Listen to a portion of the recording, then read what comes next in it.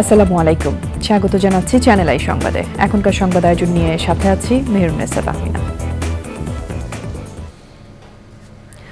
বিস্তারিত সংবাদের শুরুতে জানিয়ে দিচ্ছি ফ্রেশ প্রিমিয়াম টি সংবাদ শিরোনামগুলো।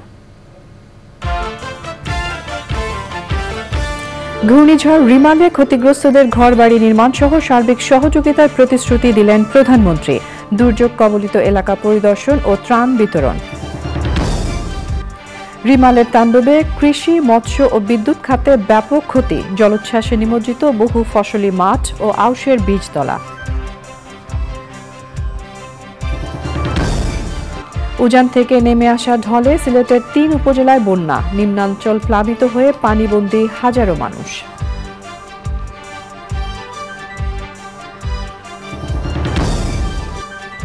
কলকাতায় উদ্ধার হওয়া মাংসপিণ্ড এমপি আনারের বলে গোয়েন্দাদের ধারণা। হত্যার কারণ এখনই বলা সম্ভব নয় বলে মন্তব্য।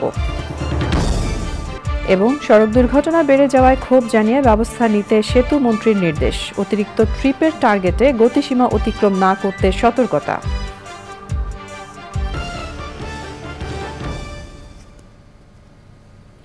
এছাড়াও নিটল টাটা বিশেষ সংবাদে যা থাকছে।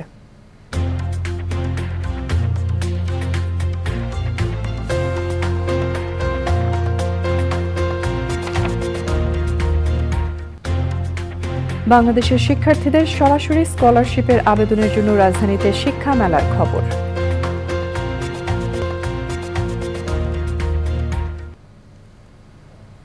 সংবাদ শিরোনামগুলো জানাচ্ছিলাম। এখনকার এই সংবাদ আয়োজন একই সঙ্গে চ্যানেল আই এর ইউটিউব চ্যানেলে এবং চ্যানেল আই এর ওটিটি প্ল্যাটফর্ম আই স্ক্রিনে লাইভ স্ট্রিম হচ্ছে।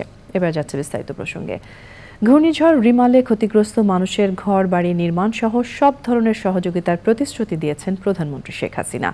পটুয়াখালীতে ঘূর্ণিঝড় রিমাল পরবর্তী দুর্যোগ কবলিত এলাকা পরিদর্শন শেষে কলাপাড়া সরকারি মোজাহার উদ্দিন বিশ্বাস ডিগ্রি কলেজ মাঠে দুর্গতদের মাঝে ত্রাণ বিতরণ করে প্রধানমন্ত্রী বলেন, আওয়ামী লীগ সরকার ক্ষমতায় আছে বলেই দক্ষিণাঞ্চলের উন্নতি হয়েছে।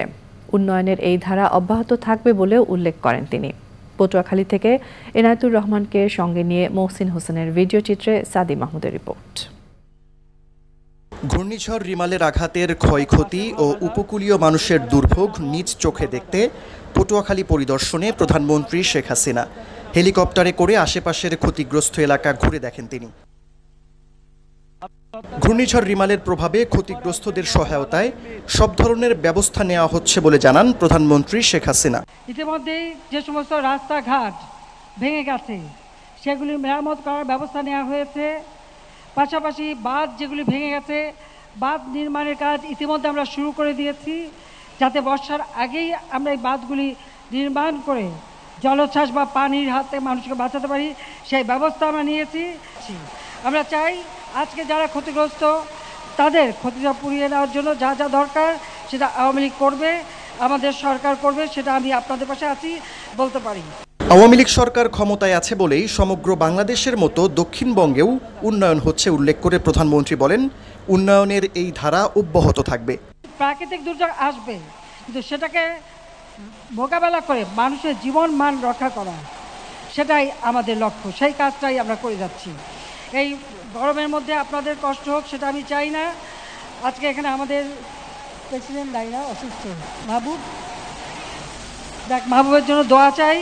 আর তাছাড়া আপনারা সবাই ভালো থাকেন। আমি এটুকুই বলবো যে দেশের মানুষের কাজের জন্য আওয়ামী লীগ সবসময় নিবেদিত প্রাণ। আমরা আপনাদের পাশে আছি, আপনাদের পাশে থাকব এবং সব ধরনের সহযোগিতা যা যা প্রয়োজন সেটা আমি করে দেব। পরে কলাপাড়ায় মুক্তিযোদ্ধা শেখ কামাল সেতু পরিদর্শন করেন প্রধানমন্ত্রী শেখ হাসিনা। প্রবল ঘূর্ণিঝড় রিমাল চলে গেলেও রেখে গেছে শত সহস্র ক্ষত। আপাতত আবারও মাথা তুলে দাঁড়ানোর উপায় খুঁজছেন উপকূলবাসী। তারা বলছেন, এমন অবস্থায় সরকার প্রধানের দুর্যোগ কবলিত এলাকা পরিদর্শন নিঃসন্দেহে তাদের ঘুরে দাঁড়াতে অনুপ্রাণিত করবে। সাদি মাহমুদ, চ্যানেল আই, কলাপাড়া, পটুয়াখালী। প্রবল ঘূর্ণিঝড় রিমালের তাণ্ডবে উপকূলীয় অঞ্চলসহ অন্যান্য জেলায় কৃষি ও মৎস্য খাতের ব্যাপক ক্ষতি হয়েছে। ভেসে গেছে চিংড়ি, কাঁকড়া ও কুচিয়ার খামার। জলোচ্ছ্বাসে নিমজ্জিত রয়েছে বহু ফসলি মাঠ ও আউশের বীজতলা।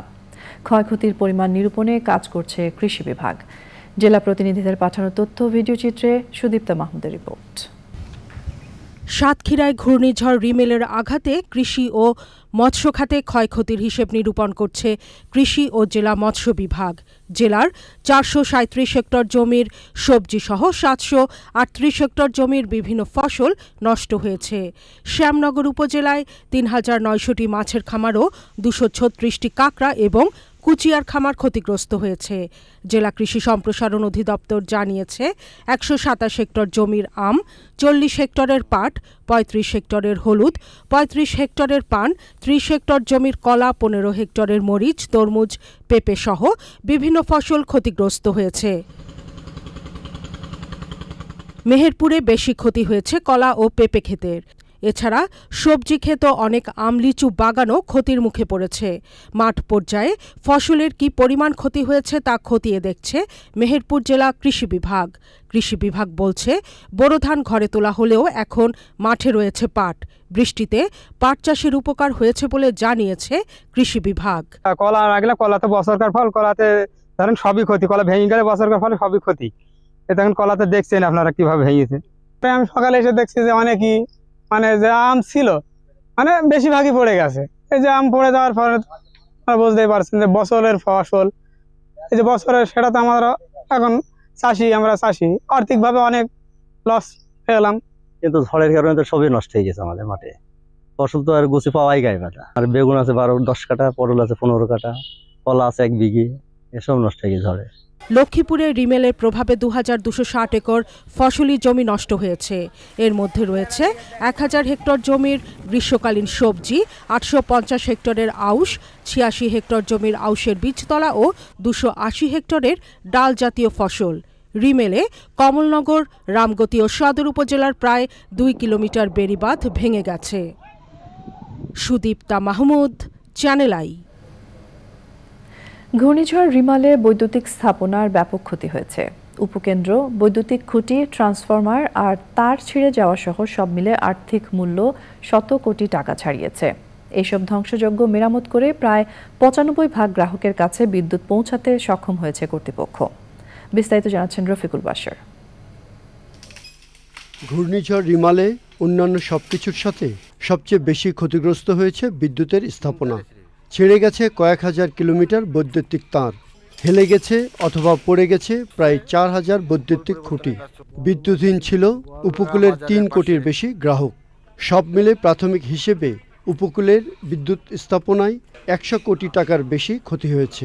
বৈদ্যুতিক খুঁটি ভেঙে গিয়েছে প্রায় 3833টি। বিভিন্নভাবে গাছ পড়ে বা ঝড়ে পানির জলোচ্ছ্বাসের কারণে তার ছিঁড়ে গেছে। এরকম প্রায় 3056 কিলোমিটার তার আমাদের ছিঁড়ে যায়। ইনসুলেটর মিটার ক্ষতিগ্রস্ত হয়। এই যে ক্ষতিগ্রস্ত হয়েছে এর মূল্য আমরা একটা প্রাথমিকভাবে নির্ধারণ করেছি। এটা আমাদের হিসাব অনুযায়ী এটা কিন্তু আমরা নির্মাণটা কী পরিমাণ সেটা আমরা হিসাব করি নাই, শুধু ম্যাটেরিয়াল কস্টটা হিসাব করেছি। তাতে দেখা গেছে যে আমাদের প্রায় 103 কোটি টাকার মালামাল ক্ষতিগ্রস্ত হয়েছে। আমাদের 80টা পল্লী বিদ্যুৎ সমিতিতেই কম বেশি গ্রাহক বিদ্যুৎ বিচ্ছিন্ন হয়ে পড়ে। উপকূলে বিদ্যুৎ সরবরাহ প্রায় স্বাভাবিক করে আনতে কাজ করছে 30,000 বিদ্যুৎ কর্মী। আমরা জনবল মজুদ রাখি। জনবলের মধ্যে আমাদের সমিতির কিন্তু এই দুর্যোগের গেরিলা টিম আছে, সেই টিমের পাশাপাশি সমস্ত লাইনম্যানদেরকে আমরা প্রস্তুত রাখি। বাড়ি বাড়ি যাইতে হবে, সার্ভিস ড্রপগুলো চেক করতে হবে। এটা ডিটেলস কনজিউমার এন্ডে গিয়ে করাটা একটু সময় সাপেক্ষ। এটা আমাদের এই টিমগুলো মাঠে কাজ করবে। আমরা কোনো কনজিউমারকে বিদ্যুৎবিহীন রাখে আমাদের এই টিমগুলো ঘরে ফিরবে না। এটা আমাদের আরবির পক্ষ থেকে প্রতিশ্রুতি, এটা সরকারের প্রতিশ্রুতি। আমাদের লোডশেডিংয়ের তেমন কোনো প্রবলেম নাই। আমরা মানুষকে এই ঝড়ের কবল থেকে যদি রক্ষা করতে পারি, যে আমাদের বিতরণ ব্যবস্থা বিধ্বস্ত হয়েছে, এটাকে দ্রুত পুনঃস্থাপন করতে পারি, তাহলে আমরা মানুষকে নিরবিচ্ছিন্ন বিদ্যুৎ দিতে পারবো। পরিস্থিতি পুরোপুরি স্বাভাবিক হতে আরও কয়েকদিন লাগবে বলে জানিয়েছে কর্তৃপক্ষ। Rafiqul Bashar, channel I, Dhaka. ভারতের উজান থেকে নেমে আসা ঢলে সিলেটের গোয়াইনঘাট, জৈন্তাপুর, কোম্পানিগঞ্জ ও কানাইঘাট উপজেলায় বন্যা দেখা দিয়েছে। প্লাবিত হয়ে পড়েছে এই 3 উপজেলার বেশিরভাগ নিম্নাঞ্চল। সিলেট থেকে সাদিকুর রহমান শাকির পাঠানো তথ্য, ভিডিও চিত্রে রাজীব আহমেদের রিপোর্ট। উজান থেকে নেমে আসা পাহাড়ি ঢল আর গত কয়েকদিনের অতিবৃষ্টির কারণে সিলেটের নিম্নাঞ্চল প্লাবিত হয়ে পড়েছে। সুরমা, কুশিয়ারা, সারিগোয়াইন সহ সব নদ নদীর পানি বাড়ছে। হাওর তলিয়ে নিম্নাঞ্চলের বাড়িঘরে পানি ঢুকে পড়েছে। বিভিন্ন আশ্রয়কেন্দ্রে উঠতে শুরু করেছেন পানিবন্দী মানুষ। যাইতাম কেমনে যে বাচ্চা লইয়া কান্দর তুলছে করবনা বাস মহিকান আল্লাহ জানো। অসংখ্য মানুষ পানিবন্দী হয়েছে পাহাড়ি জলের কারণে। মানুষ আশ্রয়কেন্দ্র যাওয়ার আনার মতো ব্যবস্থা আমরা কাছে নাই, নৌকার ব্যবস্থা। আমরা খুব অসহায় অবস্থায় আছি। গত রাতে পাহাড়ি জল নেমে এসে আমাদের জীবনযাপন পঙ্গু করে দিয়েছে। আকস্মিক বন্যা পরিস্থিতি মোকাবেলায় গোয়াইনঘাটে 56টি, কোম্পানিগঞ্জে 35টি, জৈন্তাপুরে 48টি ও কানাইঘাটে 18টি বন্যা আশ্রয়কেন্দ্র খোলা হয়েছে। গোয়াইনঘাট থেকে সারিঘাট যাওয়ার পথে 3টি পয়েন্টে প্লাবিত হয়েছে।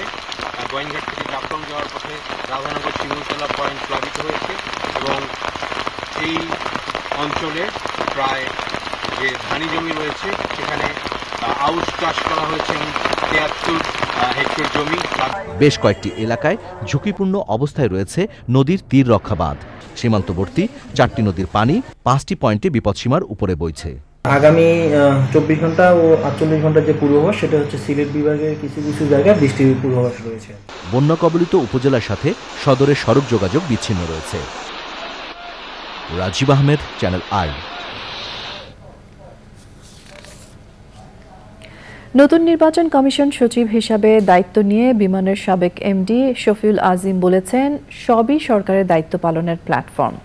আইনের মধ্যে থেকে রাজনৈতিক দলগুলোকে সমান সুযোগ দেওয়ার মাধ্যমে জনগণের মতামত প্রতিষ্ঠাই একমাত্র চ্যালেঞ্জ।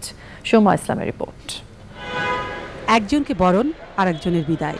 সকাল থেকেই ইসি কর্মকর্তাদের ফুল হাতে অপেক্ষা। সরকারের মুখপাত্র হিসেবে 1 বছর 7 মাস ইসি সচিবের দায়িত্ব পালন করেছেন মোহাম্মদ জাহাঙ্গীর আলম। স্বরাষ্ট্র মন্ত্রণালয়ে বিভিন্ন গুরুত্বপূর্ণ পদে কাজ করে তিনি এসেছিলেন নির্বাচন কমিশনে। তার আমলেই পার হয়েছে 7 জানুয়ারি জাতীয় সংসদ নির্বাচন, করেছেন বিভিন্ন সিটি নির্বাচন সহ চলমান উপজেলা পরিষদের নির্বাচনও। শেষ কর্মদিবসে জানালেন উপজেলা ভোটের তৃতীয় ধাপে 38% ভোট পড়ার কথা। প্রজাতন্ত্রের স্বার্থে, রাষ্ট্রের বা সরকারের স্বার্থে, এই নির্বাচন কমিশনের স্বার্থে আপনার জানা তথ্য আমার কাছ থেকে জানতে চেয়েছেন, হয়তো আমার মুখ থেকে বের করতে পারেননি। এটা আসলে আমাদের কি বলবো যে চাকুরিরই একটি অংশ, যে সব কথা সবসময় হয়তো বলা যায় না। আমার এখানে 1 বছর 7 মাস কর্মকালীন সময় গণমাধ্যমের যে সহযোগিতা পেয়েছি এটা আমার কাছে অকল্পনীয় ছিল। দায়িত্ব বুঝে নিলেন ইসির নতুন সচিব শফিউল আজিম। জানালেন, কমার্শিয়াল এক জায়গা থেকে সাংবিধানিক প্রতিষ্ঠান দুটোর কাজের ধরন আলাদা, তবে গণতন্ত্র এবং জনগণের মতামতকে প্রাধান্য দিয়ে নতুন দায়িত্ব খানিকটা চ্যালেঞ্জের। যখন মাঠ পর্যায়ে কাজ করছি তখন থেকেই রাজনীতিবিদদের সাথে আমাদের কাজ করতে হয়, তাদের নেতৃত্বে আমরা কাজ করি এবং গণতন্ত্রে এটাই সৌন্দর্য। এবং আমাদের কাজটা করার ক্ষেত্রে আমরা আইন এবং আমাদের সংবিধান মেনে চলি, তারা তাদের চাওয়াটা চাইবেন। এই দুইটার বিষয় সমন্বয় করা সেখানে হলো আমার দক্ষতার বিষয় এবং আমার পরীক্ষার বিষয়। তবে স্বচ্ছ নিরপেক্ষভাবে দায়িত্ব পালনের জন্য গণমাধ্যমের সহযোগিতা চাইলেন ইসিতে যোগ দেওয়া নতুন সচিব। সোমা ইসলাম, চ্যানেল আই, ঢাকা।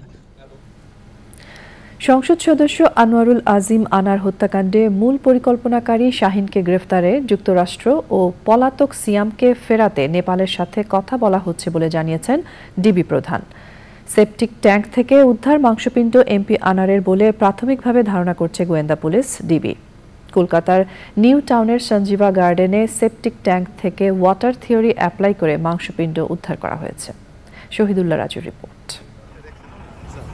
কলকাতার নিউ টাউনের সঞ্জীভা গার্ডেনে সংসদ সদস্য আনোয়ারুল আজিম আনার হত্যাকাণ্ডের রহস্য উদ্ঘাটনে 26শে মে ভারতে যায় ঢাকার গোয়েন্দা পুলিশের একটি প্রতিনিধি দল। কলকাতায় 5 দিন তদন্ত শেষে দেশে ফিরে হজরত শাহজালাল আন্তর্জাতিক বিমানবন্দরে হত্যাকাণ্ডের বিষয়ে তদন্তের অগ্রগতি তুলে ধরেন ডিবি প্রধান মোহাম্মদ হারুন আর রশিদ। প্রাথমিক যেটা মনে করি যে সেখানে স্বাভাবিকভাবে এই মাংসগুলি এভাবে ফ্লাশের মাধ্যমে যায় না, সেক্ষেত্রে আমরা মনে করছি তারই হবে। তারপরেও আমরা এখানে একটা ডিএনএ টেস্ট হবে, ফরেনসিক রিপোর্ট হবে, তারপরে চূড়ান্ত জানা যাবে। এক্ষেত্রে আমি মনে করি আলহামদুলিল্লাহ আমরা যে বিষয়গুলি চেয়েছিলাম আমরা সবগুলি আমার তথ্যপত্র আমরা পেয়েছি। হত্যার মোটিভ কি? সাংবাদিকদের এমন প্রশ্নের জবাবে তিনি বলেন, মূল পরিকল্পনাকারী সহ যুক্তরাষ্ট্র ও নেপালে পলাতক আসামিদের গ্রেপ্তার করলেই খুনের আসল কারণ উদ্ঘাটিত হবে। অভিযুক্তদের গ্রেপ্তারে ইন্টারপোলের সহায়তা নিতে ভারত ও বাংলাদেশ যৌথভাবে উদ্যোগ নেবে। একজন অপরাধী তথ্যপত্র বিশ্লেষণ দেখেছি, সে এখন কাঠমান্ডুতে আছে।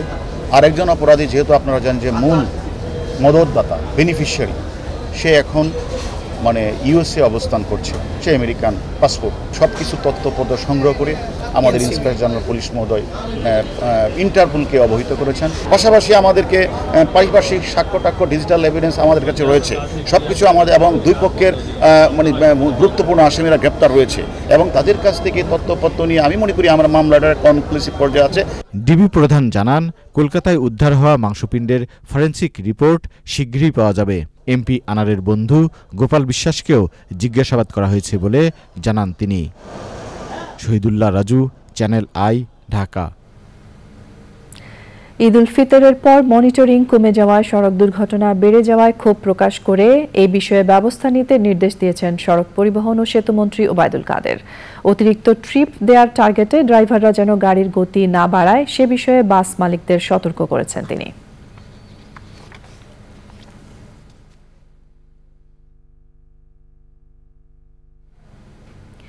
বিএনপি নেতাদের অভিযোগ, সরকার দেশের রাজনীতি, অর্থনীতি ও গণতান্ত্রিক প্রতিষ্ঠানগুলো ধ্বংস করে জোর করে ক্ষমতায় টিকে আছে। জিয়াউর রহমানের মৃত্যুবার্ষিকীতে তার সমাধিতে শ্রদ্ধা নিবেদন শেষে সাংবাদিকদের মির্জা ফখরুল বলেন, বাংলাদেশকে ব্যর্থ রাষ্ট্রে পরিণত করাই সরকারের লক্ষ্য। আন্দোলনের মাধ্যমে এই সরকারকে পরাজিত করে জনগণের সরকার প্রতিষ্ঠা করা হবে। আক্তার হোসেনের রিপোর্ট। বিএনপির প্রতিষ্ঠাতা জিয়াউর রহমানের ৪৩তম মৃত্যুবার্ষিকীতে নানা কর্মসূচির মধ্য দিয়ে দিনটি পালন করে বিএনপি নেতাকর্মীরা। সকালে রাজধানীর শেরেবাংলা নগরে জিয়াউর রহমানের সমাধিতে শ্রদ্ধা জানান নেতাকর্মীরা। এ সময় দলের মহাসচিব মির্জা ফখরুল ইসলাম আলমগীর মন্তব্য করেন, বাংলাদেশ এখন সম্পূর্ণভাবে দুর্বৃত্ত ও লুটেরাদের কবলে। আন্দোলনের মধ্য দিয়েই তাদের পরাজিত করে জনগণের সরকার প্রতিষ্ঠা করা হবে। বাংলাদেশ এখন পুরোপুরি দুর্বৃত্তদের কবলে, বাংলাদেশ এখন লুটেরা মাফিয়াদের কবলে। বাংলাদেশ একদিকে যেমন রাজনৈতিক অধিকার হরণ করছে, তেমনি অন্যদিকে তারা অর্থনীতিকে ধ্বংস করছে এবং তাদের মূল লক্ষ্য হচ্ছে এটাকে পরনির্ভরশীল একটা ব্যর্থ রাষ্ট্রে পরিণত করা। আমরা এর বিরুদ্ধে লড়াই করছি, ইনশাআল্লাহ আমরা জয়ী হব। সমাধিতে শ্রদ্ধা নিবেদন, দোয়া মাহফিল শেষে রাজধানীর বিভিন্ন স্থানে অসহায় দুস্থদের মাঝে খাবার বিতরণ করেন দলের বিভিন্ন ইউনিট এবং অঙ্গ ও সহযোগী সংগঠনের নেতাকর্মীরা। নেতারা অভিযোগ করেন, গণতান্ত্রিক পরিবেশ নষ্ট করে জোর করে ক্ষমতায় আছে সরকার। তারা ভোটের নষ্ট করে, ভোটের গণতান্ত্রিক প্রক্রিয়া নষ্ট করে, ভোটের প্রতিষ্ঠান নষ্ট করে তারা জোর করে ক্ষমতায় আছে। যেগুলি জনগণের কল্যাণে প্রতিষ্ঠিত, জনগণের পয়সার দ্বারা পরিচালিত, এই সব প্রতিষ্ঠানকে তারা ধ্বংস করে দিয়েছে। অতএব বাংলাদেশের ভবিষ্যতের জন্যই এই অবৈধ সরকারকে উৎখাত করা আজকে আমাদের শপথ। কর্মসূচিতে সাবেক প্রধানমন্ত্রী বেগম খালেদা জিয়ার পরিপূর্ণ সুস্থতা কামনা করে দোয়া করেন নেতাকর্মীরা। Akhtar Hossain, channel I, Dhaka. এবারের প্রসঙ্গ, প্রাক বাজেট 2024-25।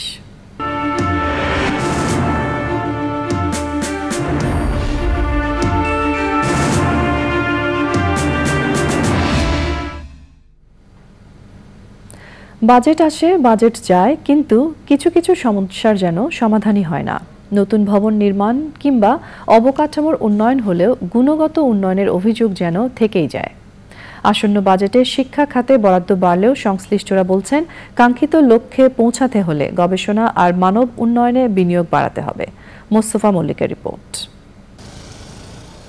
বাংলাদেশে খাতওয়ারি বাজেট বরাদ্দ কত এটা জানা গেলেও জেলা, ইউনিয়ন বা প্রতিষ্ঠান অনুযায়ী বরাদ্দ কত দেয়া হয় তা অস্পষ্ট থেকে যায়। ঐতিহ্যবাহী ঢাকা কলেজ বিভিন্ন জায়গায় স্থানান্তরিত হয়ে বর্তমান নিউ মার্কেট এলাকায় আসে 1955 সালে। মূল ভবনের গ্যালারি হলটি ঝুঁকিপূর্ণ। একই অবস্থা দেশের আরও অনেক শিক্ষা প্রতিষ্ঠানে। বিশ্বব্যাংক বলছে 189টি সদস্য দেশের মধ্যে যে 10টি দেশ অর্থনীতির আকারের চেয়ে শিক্ষা খাতে বরাদ্দ কম দেয়, বাংলাদেশ তার একটি। এখনকার যে সিস্টেম আমাদের বিশ্ববিদ্যালয়গুলো বা গবেষণা প্রতিষ্ঠানগুলোতে আছে, এই অবস্থায় আপনি বাজেট দিলেও দেখা যাবে সেটার আউটকাম আপনি সেভাবে পাবেন না। এখন আইওটি চলে আসছে, ইন্টারনেট অফ থিংস বা বিগ ডেটা, বা আপনার এখন ব্লু ইকোনমি নিয়ে কথা হচ্ছে, এয়ার ইকোনমি নিয়ে কথা হচ্ছে।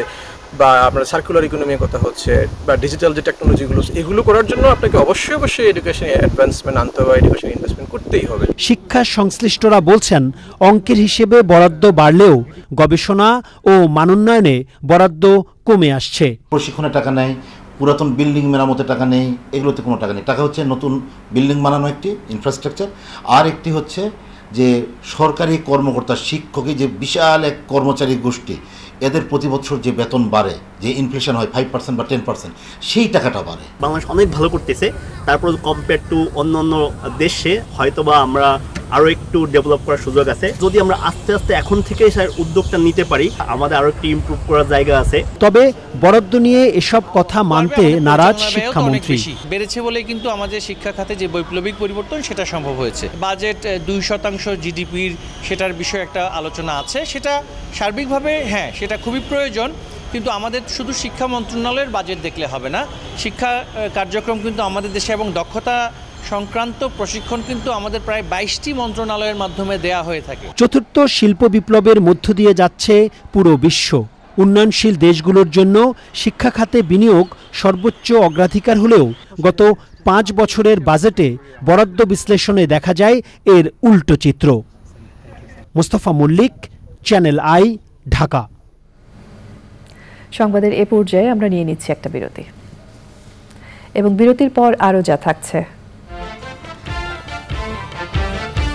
রাফায় ইসরায়েলি বাহিনীর সর্বাত্মক হামলায় আরও অর্ধশত ফিলিস্তিনি নিহত। হামাসকে ধ্বংস করতে গাজায় আরও 7 মাস যুদ্ধ চালানোর হুমকি। নতুন আর উন্নত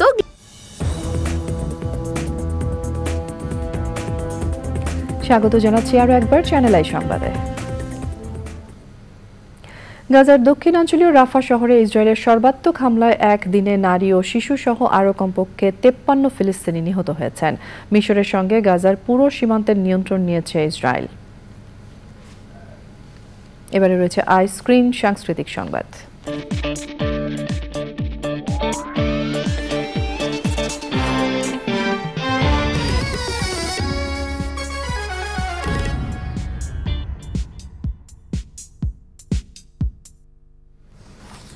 জাতীয় চলচ্চিত্র পুরস্কার প্রাপ্ত অভিনেত্রী ও অফ বিট নাটকের জনপ্রিয় নির্মাতা আফসানা মিমির নির্মাণে নতুন web film of the Mark বিনোদনের সবচেয়ে বড় ওটিটি প্ল্যাটফর্ম আই স্ক্রিনে মুক্তি পেয়েছে।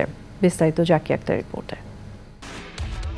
ছোট শহরের 14 বছরের এক কিশোরের ক্রিকেটার হওয়ার স্বপ্ন পূরণের গল্পের পেছনের কথা বলছে web film of the mark, যেখানে ছেলেকে ক্রিকেটার তৈরির জন্য মায়ের ত্যাগ ও সংগ্রাম দেখানো হয়েছে। খুব সাধারণ এক গল্পে দারুণভাবে এই ওয়েব ফিল্মটি নির্মাণ করেছেন জনপ্রিয় অভিনেত্রী ও নির্মাতা আফসানা মিমি। টি-20 বিশ্বকাপ উপলক্ষে ইমপ্রেস টেলিফিল্ম পরিবেশিত গ্রিন স্ক্রিন নির্মিত web film of the Mark বিনোদনের সবচেয়ে বড় মাধ্যম ওটিটি প্ল্যাটফর্ম আই স্ক্রিনে প্রিমিয়াম কন্টেন্ট স্ট্রিমিং হয়েছে। স্ট্রিমিংয়ের পর web film of the Mark কিশোর কিশোরীরা উপভোগ করছেন। Of the Mark web film I স্ক্রিনে এটা দেখে আমার খুবই ভালো লাগলো। চেষ্টা করা উচিত, এটা নিয়ে হচ্ছে ফিল্মটা হয়েছে। আমার অ্যাকচুয়ালি এটা অনেক ভালো লাগছে অ্যান্ড আমি অনেক ইন্সপায়ার হয়েছি এটা দেখে। মনে সাহস এসেছে, পড়ার পাশাপাশি আমি খেলতেও পারবো। এখন অনেক কিছু শিখতে পেরেছি এখান থেকে।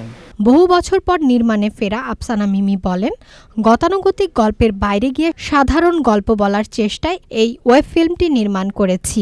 অনেক বছর পর আবার একটা এরকম সিঙ্গেল কন্টেন্ট তৈরি করলাম, একটা এক্সাইটমেন্ট আছে আর ভালো লাগা আছে প্রচণ্ড। এই কাজটা একটা স্বপ্ন থেকে শুরু করেছিলাম আমরা, যেরকম দীপু বা আরহামের স্বপ্ন সে ক্রিকেটার হয়ে উঠবে। তো গল্পটা পড়ার পরে আমরা যে পুরো টিমটা একসাথে কাজ করছিলাম, আমাদেরও একটা স্বপ্ন ছিল যে ছবিটা কখন শেষ হয়ে এটা রিলিজ হবে। এক ঝাঁক অচেনা মুখ নিয়ে নির্মাণ করা এই ওয়েব ফিল্মটি দর্শকদের মন ছুঁয়ে যাবে বলে আশাবাদী জনপ্রিয় নাটক অফ বিটের এই নির্মাতা। এটা একটা পারিবারিক গল্প, সেজন্য আপনারা দেখবেন এবং আপনাদের কিশোর ছেলেটিকে বা কিশোর মেয়েটিকে আপনাদের হয়তো দেখাতে ভালো লাগবে, ছোটদের ভালো লাগবে, বড়দের ভালো লাগবে। এটা একটা সাধারণ গল্প, একদম সত্যি কোনো আহামরিত্ব নাই।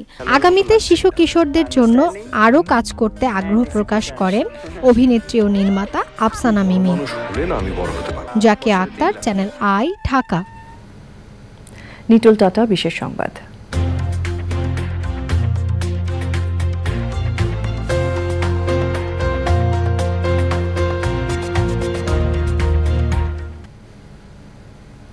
একই ছাতার নিচে অংশ নিয়েছে ওয়ার্ল্ড র্যাঙ্কিংয়ে থাকা শীর্ষ ১০০টি বিশ্ববিদ্যালয়ের মধ্যে চীনের 10টি বিশ্ববিদ্যালয়।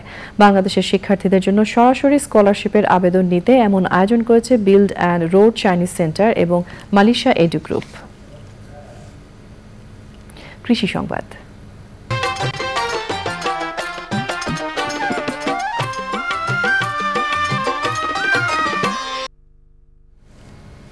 মেহেরপুরে বিশেষ আবাসন পদ্ধতিতে মুরগি পালন করেছেন খামারিরা। এ পদ্ধতিতে মুরগি পালন করে নারীরা তাদের অর্থনৈতিক অবস্থার ইতিবাচক পরিবর্তনও ঘটিয়েছেন, সেই সাথে বেড়েছে ডিম উৎপাদন।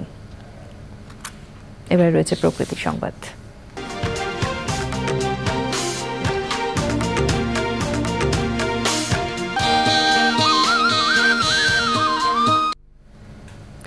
ঘূর্ণিঝড় রিমালের তাণ্ডবে লণ্ডভণ্ড বাগেরহাটের শরণখোলা ও মোরেলগঞ্জ, বিধ্বস্ত প্রকৃতি ও পরিবেশ। সাইক্লোন শেল্টার সহ উপকূলীয় অঞ্চলে দেখা দিয়েছে খাদ্য ও সুপেয় পানির তীব্র সংকট। এখনও পানিবন্দী লাখো মানুষ। প্রাথমিকভাবে ক্ষয়ক্ষতির পরিমাণ ৩০০ কোটি টাকার বেশি বলছে প্রশাসন। সংবাদের এ পর্যায়ে নিয়ে নিচ্ছি আরও একটা বিরতি, এবং বিরতির পর খেলার খবরে যা থাকছে। টি-20 বিশ্বকাপ প্রস্তুতি ম্যাচে ভারতের বিপক্ষে লড়াইয়ে টাইগার।